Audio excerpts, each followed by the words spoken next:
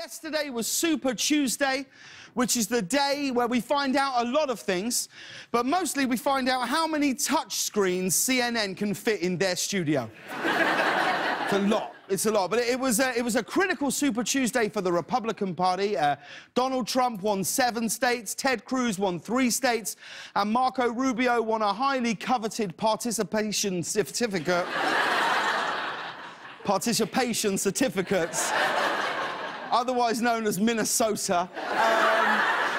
Of course, the 7 states that Donald Trump won were shock, denial, guilt, anger, bargaining, depression, and Alabama.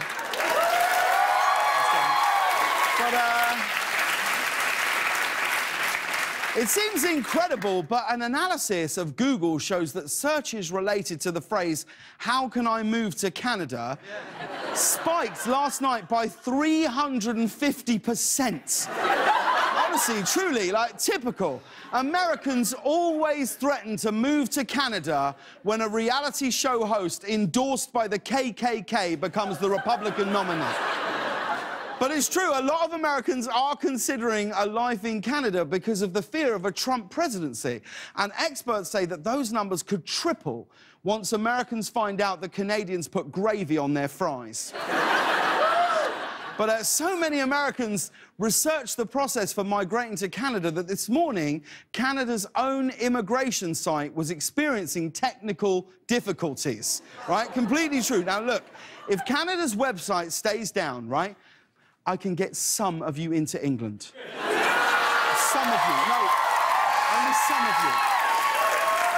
Just some. I can't get everyone in, and there is a dress code, OK? Honestly, sir, it's not looking good for you. It's not the face, it's the shoes. But the biggest story yesterday wasn't about Trump or Clinton victories. It was Christie's face during Donald Trump's victory speech. Make America great again is going to be much better than making America whole again. I mean, look at him. Look at him there, look.